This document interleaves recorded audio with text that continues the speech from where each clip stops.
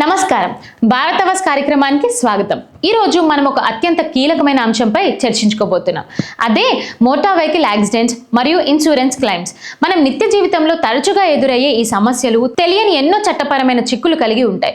ముఖ్యంగా మనం ఇతరుల వాహనాలు తీసుకొని నడుపుతున్నప్పుడు అనుకోకుండా ప్రమాదం జరిగితే ఎలాంటి పరిస్థితులు ఎదుర్కోవాలి, ఇన్సూరెన్స్ వస్తుందా రాదా, ఈ ప్రశ్నలకు సమాధానాలు తెలుసుకోవడం ప్రతి పౌరుడికి అవసరమైన విషయం.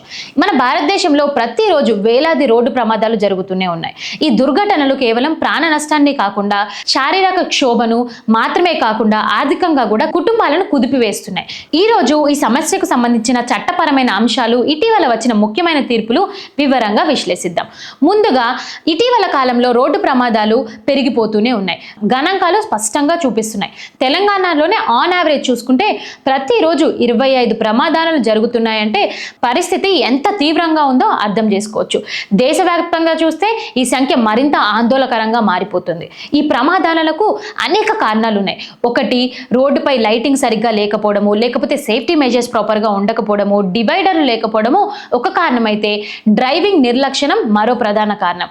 Drunk and drive, drug abuse చేసుకుంటూ వాహనాలు నడపడము, అతి వేగంగా డ్రైవింగ్ చేయడము, లేదా డిస్ట్రాక్టెడ్ డ్రైవింగ్ అంటే ఫోన్లో మాట్లాడుతూ లేదా ఇతర దృష్టి మళ్లించి వాహనాలు నడపడం వంటి ప్రమాదాలు దారితీస్తున్నాయి. డ్రైవింగ్ చేసేటప్పుడు ఫ్యాగ్యూ అంటే అలసట కూడా ప్రమాదాలకు ఒక కారణంగా మారిపోయింది. ఈ ప్రమాదాల వల్ల ఎంతో మంది ప్రాణాలు కోల్పోతున్నారు. మరికొందరైతే పర్మనెంట్ డిజేబిలిటీ లేదా తీవ్ర గాయాలకి గురవుతున్నారు కూడా. దీనివల్ల బాధితుల కుటుంబాలు ముఖ్యంగా వారు జీవనోపాధి కోల్పోతున్నప్పుడు తీవ్రమైన ఆర్థిక ఇబ్బందులు కూరుకుపోతున్నారు. వైద్య ఖర్చులు, లీగల్ ఖర్చులు మరియు ఆస్తి నష్టం వంటివి కుటుంబాలపై అదనపు భారాన్ని మోపుతున్నాయి కూడా. ఈ సమస్యకు చట్టపరంగా ఎలాంటి పరిష్కారాలు ఉన్నాయో ఇప్పుడు చూద్దాం. ఇలాంటి సందర్భంలో బాధిత కుటుంబాలకి న్యాయం అందించడంలో మన చట్టాలు ఏం పనిచేస్తాయి? ముఖ్యంగా మోటార్ వెహికల్ యాక్ట్ MVA ఈ విషయంలో కీలక పాత్ర పోషిస్తుంది. ఈ చట్టం ప్రమాదాల బాధితులను నిర్ధారిస్తుంది మరియు బాధితులకి కంపెనీల నుంచి అందించే విధానాన్ని వివరిస్తుంది కూడా. ఇటీవల మద్రాస్ హైకోర్టులో ఇచ్చిన ఒక కీలకమైన తీర్పు ఈ విషయంలో ఒక స్పష్టతను ఇచ్చింది. ఒక వ్యక్తి తన బ్రదర్ మోటార్ సైకిల్ వేసుకొని వెళ్తుండగా యాక్సిడెంట్ గురై చనిపోవడం జరిగింది. అతని భార్య కోర్టుని ఆశ్రయించింది. ఇన్సూరెన్స్ కోసం ఆమె 163A section of motor vehicle act కింద కేసు వేసింది. ఈ సెక్షన్ ఏం చెబుతుందంటే నాన్ ఫాల్ట్ లయబిలిటీ అంటే ఈ సెక్షన్ కింద కంపెన్సేషన్ క్లెయిమ్ చేస్తున్నప్పుడు ప్రమాదంలో తప్పెవరిదో నిరూపించాల్సిన అవసరం బాధితులకి లేదు. ఒకవేళ ప్రమాదం జరిగి ఒక వ్యక్తి శాశ్వత అంగవైకల్యుడుగా మారితే లేదా చనిపోయినా కానీ బాధితులకి కంపెన్సేషన్ ఇవ్వాలి. ఈ కేసులో హైకోర్టు తీర్పు ప్రకారం వేరే వారి వాహనం తీసుకుని నడుపుతున్న వ్యక్తి ఆ వ్యక్తిని వాహన యజమాని స్థానంలో వర్గీకరించబడుతుంది. అంటే వాహనాన్ని తీసుకున్న వ్యక్తి యాక్సిడెంట్ చేస్తున్నప్పుడు అతన్ని కూడా వాహన యజమాని వలె బాధ్యతలు వహించాల్సి ఉంటుంది అని చెప్పడం జరిగింది. కాబట్టి యాక్సిడెంట్లో మరణించిన లేదా గాయపడిన ఆ వ్యక్తి ఇన్సూరెన్స్ క్లెయిమ్ అర్హులుగా అవుతారు. ఇది చాలా మందికి తెలియని ఒక ముఖ్యమైన విషయం. ఈ తీర్పు వేలాది కుటుంబాలకు ఆశాదీపం అవుతుంది. ఇప్పుడు మనం చూసుకుంటే అయితే ఈ కంపెన్సేషన్ ఎలా క్యాలిక్యులేట్ చేస్తారు? మోటార్ సైకిల్ యాక్ట్లో ఉన్న సెకండ్ షెడ్యూల్ ఫార్ములా ప్రకారం దీన్ని నిర్ధారిస్తారా? ఇదొక ప్రణాళిక పద్ధతి. ఇందులో చనిపోయిన వ్యక్తి ఏజ్, అతను చేస్తున్న ఉద్యోగం, అతని ఆర్థిక ఆదాయం, ఇంకా ఎన్ని సంవత్సరాలు పని చేయగలడు, మెడికల్ ఎక్స్పెన్సెస్ మరియు ఫ్యూనరల్ ఎక్స్పెన్సెస్ అన్ని పరిగణలోకి తీసుకొని కంపెన్సేషన్ నిర్ణయిస్తారు.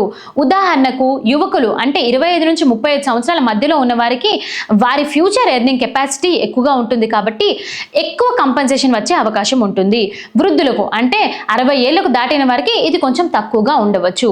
ఆదాయం, చనిపోయిన వ్యక్తి ఆదాయాన్ని బట్టి కంపెన్సేషన్ మారుతుంది. జీతం పొందేవారికి, స్వయం ఉపాధి పొందేవారికి, రోజువారీ కూలీలకి ఇన్కమ్ ప్రూఫ్ పద్ధతులు భిన్నంగా ఉంటాయి. అందరికీ ఒకేలాగా ఉండవు. మెడికల్ ఎక్స్పెన్సెస్, ప్రమాదం జరిగినప్పుడు ఆయన వైద్య ఖర్చులు మరియు భవిష్యత్తులో అవసరమయ్యే చికిత్స, రీహాబిటేషన్ కాస్ట్ కూడా కంపెన్సేషన్లో భాగంగా ఉంటాయి.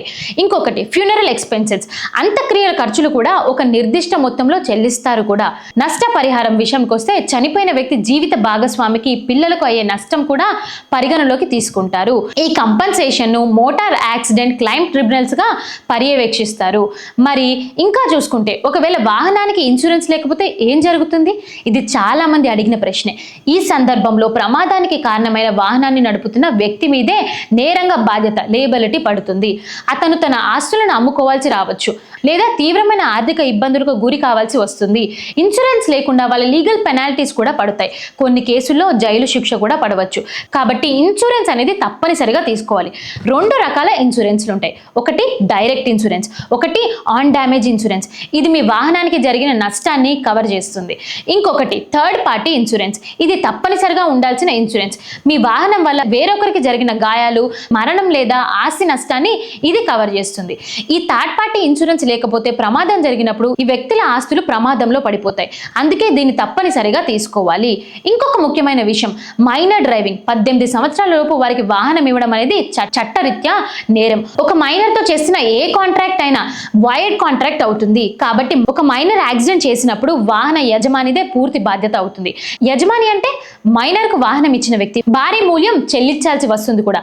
అందుకే వాహనం ఎవరికి ఇస్తున్నామనే విషయంలో చాలా జాగ్రత్తగా ఉండాలి. ఇక డ్రంక్ అండ్ డ్రైవ్ లేదా డ్రగ్ అబ్యూస్ వంటి నేరాలకు పాల్పడితే అయితే ఇన్సూరెన్స్ క్లెయిమ్ రాకపోవడమే కాకుండా కఠినమైన చట్టపరమైన చర్యలు ఎదుర్కోవాల్సి వస్తుంది.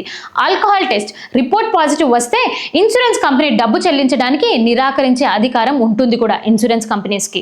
మనం ఇన్సూరెన్స్ పాలసీ తీసుకుంటున్నప్పుడు ఎలాంటి జాగ్రత్తలు తీసుకోవాలి? ఇది చాలా మందికి తెలిసిన నిర్లక్ష్యం చేసే అంశం. ప్రతి ఒక్కరు తమ వాహనానికి ఖచ్చితంగా ఇన్సూరెన్స్ తీసుకోవాలి. పాలసీ తీసుకునే ముందు ఈ ఇన్సూరెన్స్ కంపెనీ క్లెయిమ్ రేషియో అంటే గత 5 ఏళ్లలో ఎన్ని క్లెయిమ్స్ ఆమోదించింది, ఎన్ని తిరస్కరించింది అని తెలుసుకోవాలి. దాన్ని బట్టి సరైన కంపెనీ నేర్చుకోవడం ముఖ్యం. రూల్స్ అండ్ రెగ్యులేషన్స్ అన్ని పూర్తిగా చదివి అర్థం చేసుకొని మాత్రమే పాలసీని తీసుకోవాలి. ఇంకొకటి ట్రాఫిక్ నిబంధనలు పాటించడం. అతి వేగం లేదా హెల్మెట్ ధరించకపోవడం లేదా సీట్ బెల్ట్ పెట్టుకోకపోవడం, సిగ్నల్ జంప్ వంటి ప్రమాదాలకు క్లెయిమ్ తిరస్కరణకు దారితీస్తాయి. Safety standards. మీ వాహనం ఎప్పుడైనా రోడ్డుపై నడిచేందుకు అనుకూలంగా ఉండాలి. బ్రేకులు, లైట్లు, టైర్లు సరిగ్గా ఉండేలా చూసుకోవాలి. ప్రమాదం జరిగినప్పుడు వెంటనే పోలీసుకు మరియు ఇన్సూరెన్స్ కంపెనీకు తెలియజేయాలి. సాధ్యమైనంత వరకు ఎవిడెన్స్ అంటే ఫోటోలు, వీడియోలు సేకరించుకోవాలి. మైనర్ డ్రైవింగ్ ను నివారించడం. మైనర్ కు వాహనాలు ఇవ్వడము, వారితో డ్రైవింగ్ చేయించడము అనేది చట్టరీత్యా నేరంగా మారుతుంది. డ్రంక్ అండ్ డ్రైవ్ ఇలాంటి నేరాలకు పాల్పడితే ఇన్సూరెన్స్ క్లెయిమ్ రాకపోవడమే కాకుండా కఠినమైన చర్యలు ఎదుర్కోవాల్సి వస్తుంది. అందుకు ప్రతి ఒక్కరూ ట్రాఫిక్ నిబంధనలు పాటించాలి, సురక్షితంగా డ్రైవింగ్ చేయాలి. ఈ సమాచారం మీకు ఉపయోగపడుతుందని ఆశిస్తున్నాను. మీ జీవితంలో ఎలాంటి ఊహించని సంఘటనలు ఎదురైనా చట్టం మీకు అండగా ఉంటుంది. సరైన అవగాహనతో జాగ్రత్తగా వ్యవహరిస్తే అనేక సమస్యలు నివారించవచ్చు. మీ ఆరోగ్యం, మీ ఆస్తులు మరియు మీ కుటుంబం భవిష్యత్తు మీ చేతిలోనే ఉంది. మరిన్ని లేటెస్ట్ అప్డేట్స్ కోసం మరియు చట్టపరమైన సలహాల కోసం చూస్తూనే ఉండండి భారతావాస్. జై హింద్.